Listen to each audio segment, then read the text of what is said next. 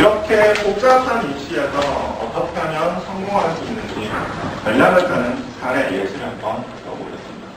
간단하게 말씀을 드리면 수시에서의 판별 기준은 첫 번째는 내신입니다. 내 내신이 어떤 애에 따라서 어떤 학교를 지원할 수 있는가 판단을 합니다. 그 다음은 실기 능력입니다.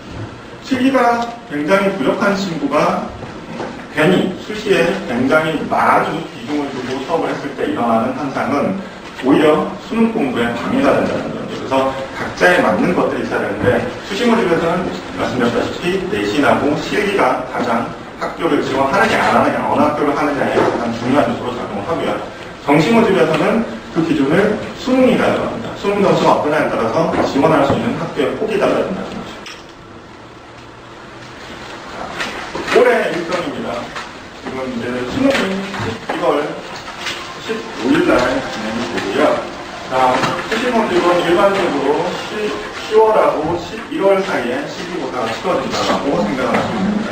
정시 모집은 1월 초부터 시작해서 1월 말까지 가나다 보니 약 9일 정도 이렇게 배정이 돼서 한 달 정도에 다 치러집니다. 그래서 실질적으로 굉장히 많은 시간이 남아있는 것 같지만 아이들이 지금부터 준비해야 될 것들이 굉장히 많기 때문에 시간 하루하루가 굉장히 귀중하고 소중한 시간이라고 생각을 하셔야 됩니다. 그리고 그거를 기반으로 나중에 정시 모집이나 수시 모집을 목표로 하기 위한 3월, 6월, 9월 모의고사가 8일, 7일, 5일 이렇게 잡혀 있습니다. 그리고 그 안에 저희가 이제 8월 정도까지는 대학별 실기대회에 집중해야 되는 시간이라고 보시면 됩니다. 자, 일종의 이제 몇 가지 사례를 한번 들어보겠습니다. 수시 전략 6가지입니다. 첫 번째, 이 학생이 수능 점수가 굉장히 모의고사 때 잘 나와요. 1, 2등급 정도가 나옵니다. 그리고 실기도 적절하는 친구라면 수시 모집에서 최상위로 갈 수 있는 대학은 서울대밖에 없습니다. 그 이외의 대학은 상대적으로 정시 모집을 했기 때문에 수시 모집에서 서울대 이외의 대학을 쓴다는 건 오히려 손해가 날 수 있습니다. 그래서 이런 케이스에서는 서울대와 한예종을 수시 모집에서만 준비하는 것이 보편적이라고 보시면 됩니다. 두 번째는 내신이 월등히 좋은 친구들이에요. 내신이 예를 들어서 2등급 이내를 하고 있다. 그렇다면 그리고 그 친구가 내신만 좋아서 되는 게 아니라 실기 역시 갖춰준다면 지금 보시는 학교들을 지원하는 것이 유리합니다. 이유는 수능 점수가 어떻게 나올지는 이 친구는 모르겠지만 내신이 좋다는 건 굉장히 장점이 될 수 있습니다. 왜 그러냐면 내신 따위가 쉬운 학교는 사실상 없습니다. 없는데 지방권이라든지 혹은 관리를 잘해서 내신이 좋았다면 이 전형을 쓰는 게 왜 유리하냐면 경쟁률이 낮기 때문에 실기로만 선발하는 대학은 수시 평균 경쟁률이 수도권 평균이 70대입니다. 한데 이 학교들은 배수제로 잘 나가기 시작합니다. 과기대 10배수, 건대 40배수였기 때문에 경쟁률이 그만큼 정해져 있죠. 그렇기 때문에 상대적으로 낮은 경쟁률에서 경쟁을 하기 때문에 성공 확률이 상대적으로 높아질 수 있습니다. 그래서 적극적으로 이런 학교를 지원하는 것이 합리적이라고 생각합니다. 다음은 수능이 한 중간 정도의 학생들, 근데 실기력은 좋아요. 이런 친구들은 지금 보시는 대학을 지원하는 게 좋습니다. 이유는 정시 모집에서는 이 친구가 이 수능 성적으로 이 학교들을 지원하기 어렵기 때문입니다. 그렇다면 실기력이 좋다는 장점을 삼아서 수시 모집에서 적극적으로 상위권 학교들을 노려봐야 되는 케이스가 되겠습니다. 다음은 수능 굉장히 떨어지는데 실기력이 매우 좋습니다. 이 친구들은 기인권학교, 좀 전에 보셨던 학교들보다 조금 더 실기 반영률이 높은 대학들입니다. 이 대학들에 지원하는 방법을 고려해 볼 필요가 있겠습니다. 지금 보시면 대부분 다 실기만 가지고 뽑는 걸 이해하십니다. 그 다음은 실기대회 수상했을 경우입니다. 남의 얘기처럼 들리실 수 있습니다. 실기대회 수상은 우리 아이하고는 먼 얘기야라고 들릴 수도 있지만 실제로 제가 작년에 같이 수업했던 두 캠퍼스에서 본상만 저희 반에서 12개를 받았어요. 충분히 가능합니다. 실기대회라고 해서 상 타는 게 남이 하는 게 아니에요. 절대로. 그래서 조금 더 적극성을 가지고 준비를 한다면 실기대회에서 충분히 좋은 성과를 낼 수 있습니다. 그 본상을 받았다면 이 학교들에 지원을 할 수가 있습니다. 예전보다는 이 특기대상용으로 선발하는 대학이 많이 줄었습니다. 하지만 이 정도 학교들을 실제로 저희 반에서도 간 케이스가 있고 다른 반에서도 간 케이스가 있습니다. 수강을 해서 이 학교를 가르쳐주는 거 확인할 수 있습니다. 다음은 학생부 종합전형이나 학생부 교과전형입니다. 대표적인 대학은 일단 써놨습니다만 2대, 홍대를 제외하고는 모집 인원이 굉장히 컸습니다. 과별로 보편적으로 10명 안쪽입니다. 보통 5명, 6명이 평균이라고 보시면 돼요. 서울대 실기 미 포함되는 부장학교에서 6명 뽑고요. 국민대 같은 경우에도 3개 학과에서 뽑아내는 인원이 과별로 3명 정도밖에는 안 됩니다. 근데 이제 홍대 같은 경우에는 전면 기술이기 때문에 이 형태에서 많은 인원을 뽑아갑니다. 여기 안에 들어오려면 적어도 상위권 대학인 경우, 상위권 대학이라고 말씀드리면 서울대, 홍대, 국민대 2대 정도가 되겠죠. 이 학교를 지원하려면 내신이 평균 2등급 정도는 돼야 됩니다. 근데 모든 과목은 아니에요. 수학하고 과학은 배제하시고 국어, 영어, 사회 계열에서 2등급 정도라면 충분히 지원해볼 만합니다. 그 밑으로 있는 차순위 공동여대라든지 경희대라든지 경기대라든지 중앙대라든지 또 여타의 많은 학교들이 있는데 이 학교들은 내신 3등급 이내라면 충분히 지원해볼 수가 있습니다. 단 학생부 종합전형 같은 경우는 말씀드렸다시피 비교과 활동이 준비가 잘 돼 있어야 됩니다. 내신만 좋다고 붙을 수 있는 전형은 아닙니다. 반면에 학생부 교과전형을 가지고 선발하는 대학이 있습니다.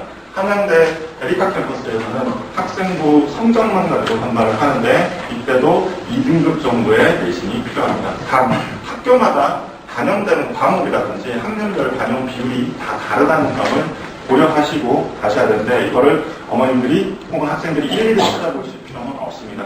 저희가 갖고 있는 프로그램이 있기 때문에 언제든지 말씀을 하시면 학교별로 이 친구의 내신을 다 산출해낼 수가 있고 지금 고3 같은 경우는 예정을 잡아낼 수가 있어요.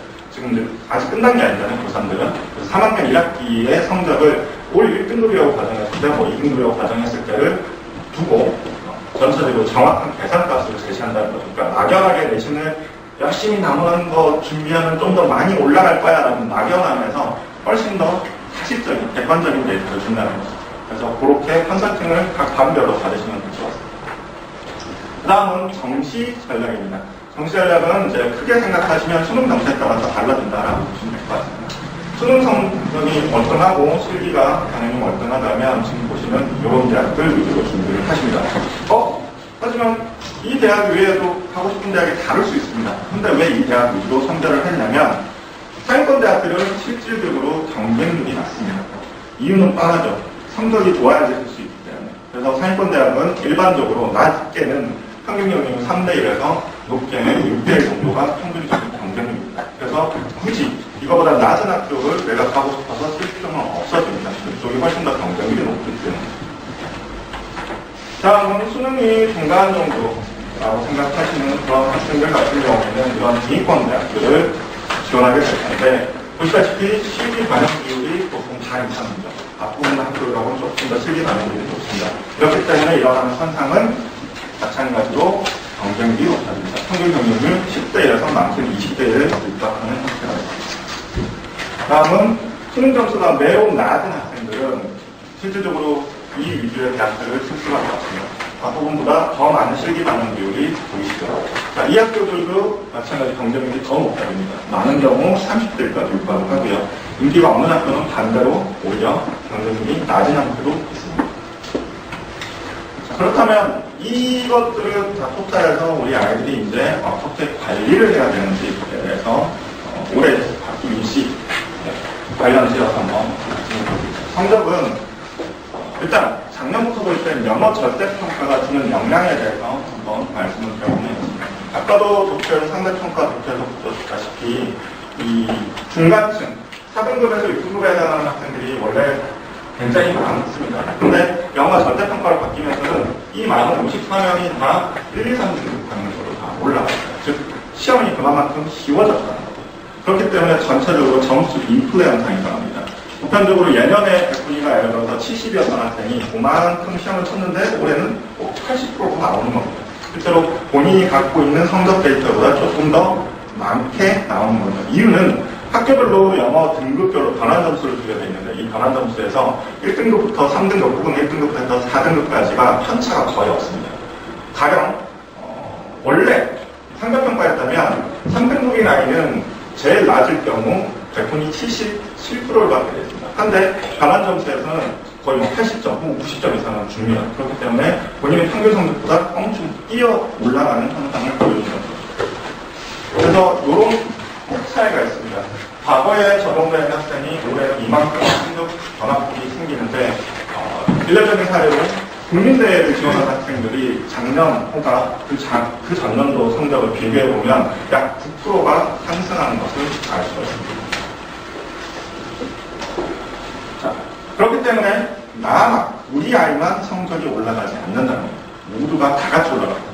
그래서 절대적으로 영어에 대해서는 뭐만 신경을 쓰시면 되냐면 3등급 정도는 충분합니다. 1등급을 받았다고 해서 영어 때문에 대학을 갈 때 더 유리하지는 않다는 거죠. 그래서 변별력이 크게 없는 영어 과목은 3등급 정도까지만 준비를 하시고 나머지는 다 지금 보시다시피 반영 비율이 어디가 높을까요? 국어에 훨씬 높여져 있죠. 그래서 국어와 탐구에 집중적으로 관리하시는 것이 훨씬 더 전략적이다라고 생각합니다. 다음 수학입니다. 미래에서는 수학 안 해도 되죠라는 얘기를 굉장히 많이 듣는데 네, 맞습니다. 지금 보시다시피 수학을 필수로 반영하는 대학들입니다. 나머지는 다 선택 반영이고요. 대부분 보시다시피 지금 파란색에 있는 서울시립대라든지 부경대, 덕성여대, 영지대, 서울 캠퍼스를 제외하고는 다 비실기입니다. 실기를 보는 대학에서 수학을 필수로 반영하는 서울권대학은 영지대, 덕성여대, 서울시립대밖에 없다고 보시면 될 것 같습니다. 자, 다음은 한국사입니다. 한국사는 대부분 학교에서 필수로 반영하는 경우는 없습니다. 대표적인 서울권에서는 딱 두 개 학교, 서울과기대랑 경북대가 필수로 반영합니다. 본래 수능 점수에 포함을 시켜서 계산하고 나머지들은 본래 수능 점수에 추가적으로 보너스 점수를 제공하는 형태로 진행을 합니다. 한국사는 추가 점수에서 큰 차이는 없지 않을까. 예를 들어서 총 전형 100점 만점이라면 한국사가 차지하는 비율은 1점이 채 안 된다는 거라서 굉장히 중요도는 없습니다만 적어도 4등급 정도를 유지한다면 한국사 역시 상위권 대학까지는 조금 더 필요하기 때문에 4등급 정도를 유지해야 되는데 이유는 영어랑 똑같습니다. 전환 점수를 줄 때 1등급부터 4등급까지가 거의 탐사가 없기 때문이죠. 4등급 녹록치를 하는 것처럼 느껴지시겠지만 실제로 원점수 50점 만점에 25점부터 즉 반타점만 해도 4등급입니다. 그래서 4등급 정도만 준비를 시켜주시면 될 것 같습니다. 자, 종합적으로 생각을 해보시면 필요한 과목, 절대적으로 필요한 과목은 제일 위에 국어, 그리고 영어, 한국사는 필수적으로 하셔야 되는 거고 수학, 사회, 과학 중에서는 선택이라고 생각을 하시면 될 것 같습니다. 이과 학생들도 있기 때문에 그 점이라고 생각하시면 될 것 같습니다. 다음은 정시 모듈에서 내신을 어떻게 보느냐 이거에 대한 설명인데 이거는 이제 국민대가 등급별로 변환 점수를 주는 겁니다. 1등급한테는 100점이고 2등급한테는 99.94 이런 식으로 주는데 보시다시피 등급간의 격차가 거의 없죠. 1등급에서 5등급까지. 그러다가 점수법으로 나오는데 하물며 9등급한테도 100점 만점에 70점입니다. 국민대는 아까 보셨다시피 1단계에서 내신의 30%나 반영합니다. 굉장히 많은 비중인 것 같지만 거꾸로 말씀드리면 30점 만점에 21점을 기본 점수로 제공합니다. 그렇기 때문에 내신은 거의 중요도가 없어지게 된다는 거죠. 즉 그래서 정시 모듈에서는 내신 얘기를 안 드리는 거고 수능하고 실기만 신경을 쓰셔라 라고 얘기를 하는 겁니다. 자, 내신 관리는 일단 성적 관리에서 무엇을 생각을 하셔야 되냐면 2학년 때까지 혹은 이미 이제 졸업한 친구들은 내신 관리 할 필요가 없죠. 이제 이건 고3들 기준으로 2학년 때까지 내신이 주요 과목, 국어, 영어, 사회 과목이 3등급 이내를 지금 하고 있다면 관리할 필요가 있습니다. 말씀드렸다시피 수시 모집 때문이죠. 하지만 3등급이 넘어간다고 하면 관리를 하실 필요가 상대적으로 없습니다. 왜냐하면 그 내신을 처음 볼 때가 없기 때문이죠. 그래서 판단 기준은 크게는 3등급이라고 보시면 될 것 같아요. 그래서 대비 우리 아이가 이미 5등급을 맞은 아이인데 막 드드들 보실 필요가 없다는 거죠. 시험 기간에 막 이게 아니라 차라리 수능 공부해라고 지도해 주시는 게 맞다는 거죠. 자, 다음은 실기입니다. 실기는 그럼 어떻게 관리를 해야 될 거냐. 큰 틀에서 보시면 첫 번째는 상위권 대학하고 중하위권 대학들이 보는 실기 과목이 좀 차이가 있다는 건데 여기 보시면 2등급선 기준으로 대부분 학교들이 기초수양평가 유형을 택하고 있습니다. 상위권 대학들은. 그리고 나머지 중위권부터 하위권 대학들은 대부분 기초 디자인 혹은 사고 발산인데 저희 학원 같은 경우에는 사고 발산으로 지원하는 아이들이 거의 없기 때문에 그냥 여기서는 사고 발산을 배제하고 기초 디자인만 여기다가 기록을 기록을 해놨다라고 보시면 될 것 같습니다. 자, 이 기준은 어떻게 잡냐면 100분위로 따졌을 때 현재 모의고사 성적이 85% 정도로 유지하느냐 안 하느냐를 가지고 판별하시면 될 것 같아요. 물론 80%인데요. 근데 5% 올릴 가능성이 충분히 있다. 자신이 있다면 기초 소양 실기를 병행하시는 게 맞습니다. 한데 이 친구가 85%가 채 안 돼요. 그렇다면 기초 디자인 위주로만 하는 게 맞습니다. 그렇기 때문에 목표로 되는 대학들은 이렇게 설정이 된다고 보시면 되고, 기초 디자인에서는 85% 이하의 학생들은 이런 학교들을 목표로 준비를 하시면 좋다라고 생각하시면 될 것 같습니다. 그러면 두 개의 유형의 그림의 종류를 한번 보시면 간단히 살펴보겠습니다. 기초 디자인 같은 경우에는 아까 말씀드렸던 114개의 예술대학에 근 80%가 다 21만원 채택을 하고 있습니다. 그리고 학교마다 조금씩 달라요. 한양대, 경북대 스타일, 중앙대 스타일 이런 식입니다. 기초 소양평가 유형은 상대적으로 선발하는 대학이 적습니다. 대표적으로 서울대, 국민대, 고대, 시립대, 이화여대, 광주대, 성대 이런 학교들이 이런 유형의 실기를 치르고 있습니다.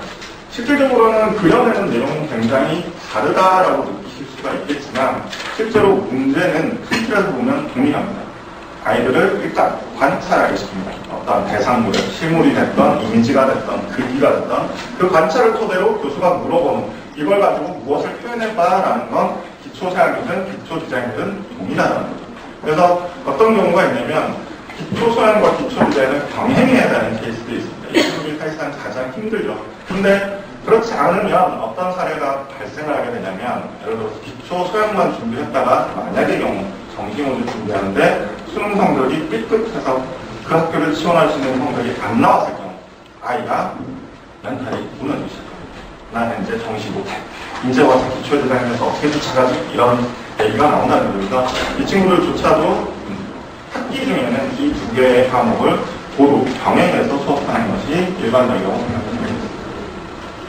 자, 기초소양평가의 디테일을 살펴보시면 이제 학교마다 이렇게 조금씩 차이가 있습니다. 번식대로를 가지고 소멸 위험 위주로만 가는 케이스가 있고, 디자인 영역들, 아이디어를 내야 되는 영역들을 보는 대학들이 있고, 그 다음에 거기에 스토리 구성이라든지 이런 것도 내야 되는 이런 경우도 크게 세 가지가 분류가 됐다고 보시면 되겠고, 요거는 실제로 이제 학생이 직접 이 학교를 지원할 때 조금 더 집중적으로 배운다라고 생각을 하시면 될 것 같습니다. 학교 중에는 이걸 집중적으로 하나를 다 해야 될 필요가 없습니다.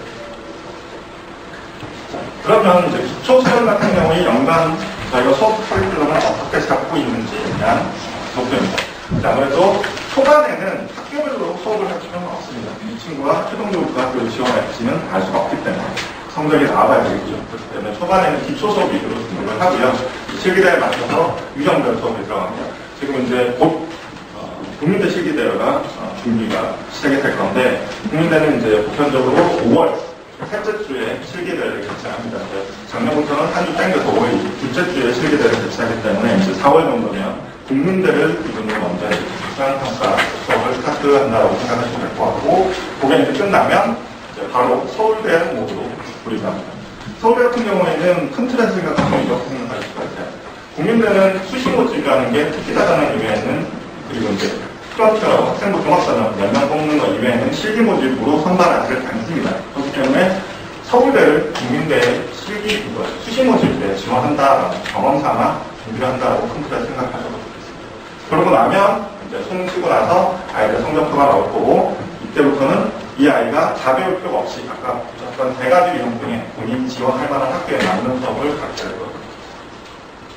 그다음 기초 디자인 또한 기초 디자인이라는 명칭을 하고 있지만 학교마다 주로 보는 게 문제에서 교수님들이 출제하는 요구가 조금씩은 다릅니다. 그래서 그냥 베이직한 유형도 있고요, 제시어를 주는 유형도 있고요, 소매를 포함하는 유형도 있고, 연출 위주의 유형도 있고, 굉장히 다양합니다. 근데 이 다양성을 저희가 이제 항상 연구를 합니다. 선생님들끼리 이 학교는 이런 쪽이 훨씬 더 유리하다, 이런 쪽이 훨씬 더 합격하는데 적합하다라는 건 알고 있기 때문에 아이별로, 아이가 지원하는 학교별로 그에 맞는 수업을 제시를 합니다. 즉, 이 학생들이 이걸 다 해야 되는 것이 아니라 학기 중에는 이런 것들을 해내기 위한 기본기를 배운다면 이제 입시 차례는 이 아이가 써야 되는 학교에 맞는 수업만 집중적으로 담는다라고 생각하시면 되겠습니다. 기초 디자인도 이제 1년간의 저희가 커리를 이렇게 잡고 있습니다. 형식은 거의 유사합니다. 시기별로 이렇게